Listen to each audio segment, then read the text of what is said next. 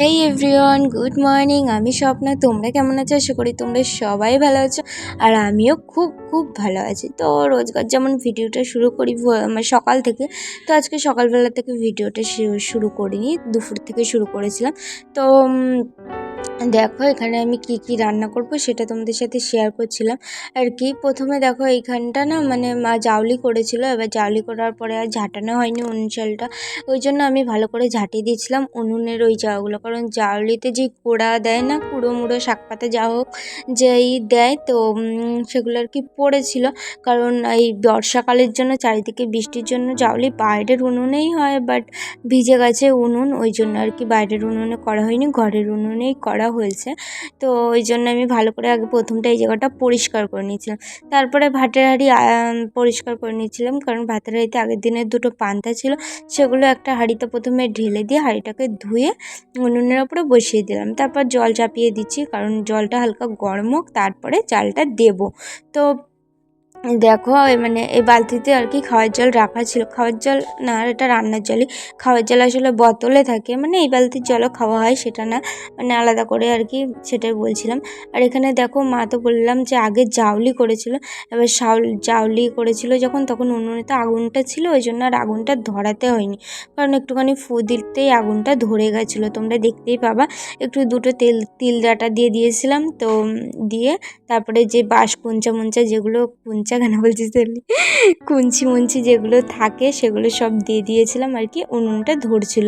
তো এগুলো দিয়ে তারপর আমি চলে গেছিলাম চাল আনতে। তো দেখতে পাবে চাল আনতে গেছিলাম। আর এখন না গাইস বর্ষাকাল, চারিদিকে না কাঠের খুব অভাব, মানে আমাদের ঠিক আছে, বাট কাঠ কেটে ছাদে তোলা আছে, বাট যাদের কাঠ কাটা নেই তাদের ভীষণ অভাব এই সময়টা, কারণ সারা দিনের রান্নাই তারা গ্যাসের মধ্যে করছে। আর গ্রামগঞ্জের ব্যাপারে একটু আলাদা, কারণ তারা ভাবে যে যতটা আর কি সেভ করা যায়, তো সেই জন্য তো দেখলে আমি চালটা নিয়ে ধুয়ে উনুনে তুলেও দিয়েছি। এবার আর একটা বালতি আছে, মানে রান্নার দুখানা বালতি, তো একটা বালতি তো দেখতেই পেলে, ওটার থেকে ভাতের জল দিলাম, আর একটা বালতি ভরে এইখানে আমি রেখে দিয়েছিলাম সকালে বাসন, মানে বরমাসে যাওয়ার পরে খাওয়া দাওয়ার বাসন কাসন, আর বালতিটা ভরে এখানে রেখে দিয়েছিলাম। তো কি একটা কাজ করছিলাম তখন আর হাতে করে আনা হয়নি, তো এখন মনে পড়লো, আমি একদম বালতিটা নিয়ে চলে আসি, তো এনে রেখে দিয়েছি। তো আজকে কি কি রান্না হবে তোমাদের সাথে দেখো শেয়ার করছি। সবজি নিয়ে বসে গেছি কাটাকুটা করার জন্য। এখানে দেখো পেঁপে আর আলু কেটে নিয়েছি, পেঁপে আলু মসুর দিয়ে একটা তরকারি হবে। তো প্রেসারে একটা সিটি দিয়ে নেবো পেঁপে আলুকে। তো এর মধ্যে নুন হলুদটা দিয়ে দিয়েছিলাম, প্রেসারের মধ্যে একটু জল দিয়ে নুন হলুদটা দিয়ে দিয়েছিলাম। তো দেখো পেঁপে আলুগুলো ধুয়ে ধুয়ে এর মধ্যে দিয়ে দিয়েছিলাম। তো প্রেশারটা উনুনে গ্যাসে বসিয়ে দিয়েছি, একটা দুটো সিটিই দেবো, বেশি দেবো না। আর এদিকে দেখো আমার ভাতও ফুটে গেছে প্রায়। তো আর কিছু কিছু সবজি কাটা বাকি রয়েছে, মানে শাকগুলো এখনও কাটা হয়নি, সবে প্রেশারটা বসিয়েছি।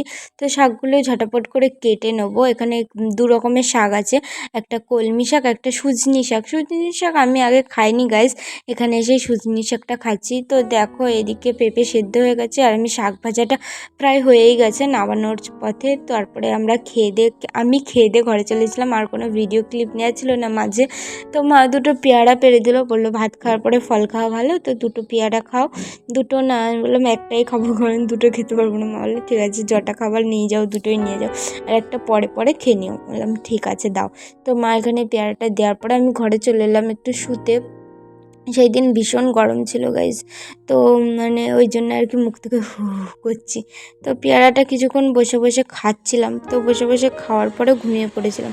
তো বিকালবেলায় উঠে পড়েছিলাম, দেখতেই পেলে, মানে উঠে পড়েছি বলতে ঘুম থেকেই উঠলাম। তখন কটা বাজে, 4টে মতন বাজে, কারণ পড়তে চলে আসবে, ওরা টিউশনি পড়ানো আছে 4:30, 4:15 দিকেই ওরা চলে আসবে। ওই জন্য ভাবলাম যাই আগে উঠে ছাদের কাপড়গুলো গুছিয়ে, কারণ ওদের পড়াতে বসে গেলে আর ওঠা হবে না। তো দেখো ছাদটার কি অবস্থা, চারিদিকে কাপড় জামা মেলা আছে, হাওয়া বাতাস দিয়েছে না, চারিদিকে ছড়িয়ে গেছে। তো অনেক দিন পরে আজকে ছাদে উঠলাম আর কি, মানে জামা প্যান্টও রোদে দিয়েছিলাম, কারণ এই এখানে জল বৃষ্টিতে আর ছাদেই ওঠা হয়নি, আর জামা প্যান্ট রোদেও দেওয়া হয়নি। তো চলো দেখো, ওখানে আমার চুলটা খোলা ছিল, তো সর্বপ্রথমে একটু ঘুরিয়ে নিলাম। বললাম না হাওয়া বাতাস দিয়েছে, সব জামা প্যান্টগুলো পড়ে গেছে, তো নিচেও কিছু জামা প্যান্ট পড়ে গেছিলো, তো সেগুলো বাঁশটা দিয়ে তুলে নিলাম, যে ওগুলো তুলে ভাঁজ করি, তারপরে সবে করছি। তো এখানে দেখো দাদার প্যান্টটা আর একটা ইয়ে ছিল, গামছা ছিল, তো সেটা ভাঁজ করে প্রথমে দড়িতে তুলে দিয়ে এলাম। আর আমাদের জামা প্যান্টগুলো প্রথমে ভাঁজ করে ওখানে রেখে নিয়েছি, বলছি এক একটা করে তুলবো। আর এই পাশে মায়ের দেখো কতগুলি শাড়ি মেলা ছিল। তো এই দুটো শাড়ি না গাইস ছেঁড়া, মানে এই পাশে জামা প্যান্টগুলো সব ছেঁড়া জামা প্যান্ট, কারণ বাদ দেওয়া শাড়ি। মায়ের মা বলছে ফেলবো না, রেখে দিই, মানে কেচে কুচে রেখে দিই আর কি, কোনো কাজে লেগে যাবে, মানে অনেকটাই বড় বড় তো ওই জন্য আর কি। তো এই 3টে শাড়িই গাইস ছেঁড়া, যে 3টে শাড়ি দেখলে ওটাই ছেঁড়া আমার কাপড়। মা বলে লেগে যাবে পরে, থাক এখন। আর এটা ভালো শাড়ি, কারণ এটা মা পরেছিল, পরে রোদ দিয়েছিল আর কি, তো শুকিয়ে গেছে। তো একসাথে সব কিছু নিয়ে ছেঁড়াগুলো আলাদা করে ভালো করে মানে আলাদা করে রেখে, তো দড়িতে ভালো করে রেখে দিলাম। রেখে দেওয়ার পরে আমাদের দুটো জামা প্যান্ট ছিল আর কি, আমাদের বলতে আমার আর বড়মেশের কটা জামা প্যান্ট ছিল এখানে। তো সেগুলো নেওয়ার জন্য ওদিকে গেছিলাম। তারপর ভাবলাম যে না, আজকে অনেকদিন পরে একটু ছাদে উঠেছি, ওরা তো এখনও আসেনি, একটুখানি দাঁড়িয়ে একটু হাওয়া খাই। তো একটু দাঁড়িয়ে হাওয়া খাচ্ছিলাম আর কি, আর তোমাদের সাথে দেখো আমাদের চারপাশটা শেয়ার করছিলাম। এই যে নিচের পেঁপে গাছটা, এটা তো ছেলে পেঁপে গাছ, ওই জন্য পেঁপেটা অতটা ভালো হয়নি। আর দেখো গাইস আমার জবা ফুল গাছটাতে কত কড়ি এসেছে। আজকে গাইস একটা ফুল ফুটেছে, কালকে শুক্রবার, মানে বৃহস্পতিবার দিন দুখানা ফুটেছিল, কাল তো বৃহস্পতিবার দিন দুটো দিয়েছিলাম। তো এটা বৃহস্পতিবারের দিন আর আগের ভিডিও, মানে বুধবার দিন ছিল। তো দেখো গাইস পেঁপে গাছটা তো কত ফলন এসেছে। এই গাছের পেঁপে গাছ আমরা অনেক খেয়েছি। আজকে একটা পেরে যেমন তরকারি করেছিলাম, তো পেঁপে আলু মুসুরি দিয়ে একটা তরকারি করেছিলাম। ওই তরকারিটা আমার বাপের বাড়িতে আগে কোনো দিন খাইনি, এখানে এসেই খেয়েছি, ভালো লাগে তরকারিটা, খারাপ লাগে না। তারপরে দেখো তুলে নেওয়ার পরে এই পাশে আমার চান করে যে নাইটিগুলো মেলেছিলাম সেগুলো এখানে মেলা ছিল এই পাশটাই, তো সেগুলোই আর কি তুলতে এসেছিলাম আমি। তো আসার সময় তোমাদের সাথে শেয়ার করছিলাম যে দেখো এই পাশে জামা প্যান্টগুলো তুলতেছি। আর তোমাদের সাথে দেখো নীলকণ্ঠ গাছটাকে, নীলকণ্ঠ না এটা অপরাজিতা, সাদা অপরাজিতা গাছ, মানে নীল না এটা সাদা, তো সেটাই শেয়ার করছিলাম। এখানটা ভেড়া মতন করে দিয়েছি। আর দেখো গাইস কত কড়ি এসেছে জবা ফুলটা।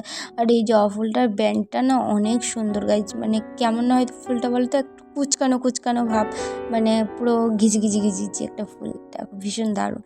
তো দেখো এখানে বড়মাসে একটা প্যান্ট মেলা ছিল, আমার একটা নাইটি প্যান্ট মেলা ছিল, তো সেগুলোই আর কি তুলতেছিলাম আর তোমাদেরকে আঙুল দিয়ে দেখাচ্ছিলাম। দেখো গাইস কত করি, মানে এগুলো 2 দিনের মধ্যে ফুটে গেছে, কালকে দুটো ফুটেছে, আজকে একটা ফুটেছে, আস্তে আস্তে সব ফুটে যাবে। তো গাছটা দাঁড়িয়ে গেলে তো ভালো, না হলে পিঁপড়ে পোকামাকড়ে না গাছগুলো ইয়ে করে নেয়। এখানে দেখো তুলসী গাছ, অ্যালোভেরা গাছ একটা নিচে লাগিয়েছি, আর দুটো টপের মধ্যে আচক একটু আলাদা করে দিয়েছি। আর ওদিকে ওখানে একটা গন্ধরাজ ফুলের গাছ আছে, গন্ধরাজ না রজনীগন্ধা ফুলের গাছ ছিল, তোমরা হয়তো দেখেছো। আর এই গাছটার ফুলটার নামটা কি আমি তো জানি না, তোমাদেরকে আরেকটা ভিডিওতে বলেছিলাম। তোমরা যদি কেউ জেনে থাকো এই গাছের কি গাছ, কি ফুল গাছ, এটা অবশ্যই কমেন্ট করে জানিও। কিন্তু ফুলগুলো না খুব সুন্দর হয়, ছোট্ট ছোট্ট পিঙ্ক কালারও না, একটু হালকা হালকা মানে অরেঞ্জ শেপের কালারটা হয়, ভীষণ সুন্দর। মানে ফুল না ধরছে না গাইস, পোকাতে না এই পাতাগুলো খেয়ে নিয়েছে। একটা কড়ি এসেছিলো, তো সেই ফুলটা আজকে ফুটেছে, দিয়েছি আমার গোপু সোনাকে। তো একটাই ফুটেছিল, সে ফুলটা আজকে গোপু সোনাকে দিয়েছি। আর ওই জামা প্যান্টগুলো তুলে নেবো এবার।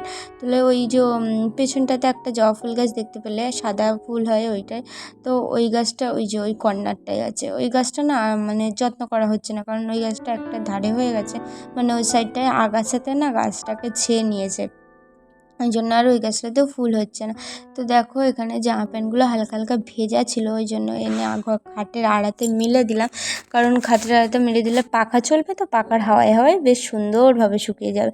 আর এখানে দেখো আমি বলছিলাম না একটু ঘুমিয়ে পড়েছিলাম, তো বিছনা কাঁথাটা এলোমেলো হয়েছিল, ওরা এক্ষুনি এটা পড়তে আসবে, ওই জন্য আর কি সুন্দর করে সব কিছু পাট করে আর কি সব গুছিয়ে রাখছিলাম, যে ওরাও পড়তে আসবে, ঘরটা নোংরা দেখাবে, ওই জন্য আর কি বিছনাটা পরিষ্কার করে ঝেড়ে নিলাম।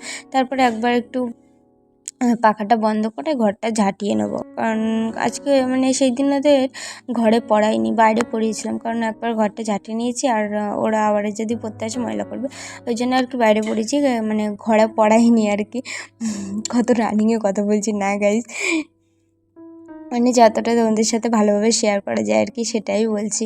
তো দেখো এই পাশটা সর্বপ্রথমে আমি ঝাঁটিয়ে নিলাম। তো ঝাঁটিয়ে নেওয়ার পরে এই দিকটা চলে এসেছি গাইজ।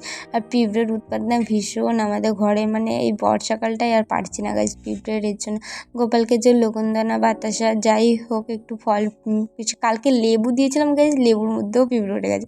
মৌসুমদি লেবু দিয়েছিলাম, সে তার মধ্যেও পিঁপড়ে উঠে গেছে। মানে কিছু দেওয়ার মতনই না, দেওয়ার মানে 5 মিনিট পরেই তুলে নিতে হবে, মানে যদি রয়ে যায় খাবারটা পিঁপড়ে তো পুরো লাল হয়ে যাবে। তো দেখো এখানে আমি প্রথমে ভালো করে পরিষ্কার করে ঝাঁটিয়ে দিয়েছিলাম। এবার ঝাঁটিয়ে তো গাইজ বাইরের দিকেই রাখছিলাম, কারণ পুরো পুরো ঘরেও মার্বেল বসে গেলে এখনও পালিশ হয়নি না, ওখানে ধুলোবালিটা আছে, কারণ ওখানে রেখে দিয়েছি, পরে তুলে ফেলে দেবো। তো এই পাশে দেখো লতিটা নিতে চলে এসেছি। বরমাস এখানে রেখে দিয়েছিল আগের দিন, বরমাসাকে বলছিলাম যে কিছু লতি তুলে তো আমি রান্না করব, তো এখানে রেখে দিয়েছিলাম, ওই পাশে নিয়ে যাচ্ছিলাম। তো ভিডিওটি এখানে শেয়ার করছি, যদি ভালো লাগে অবশ্যই কমেন্ট করে জানিও, আর লাইক কমেন্ট শেয়ার অবশ্যই করে দিও। দেখা হবে একটা নতুন ভিডিওতে।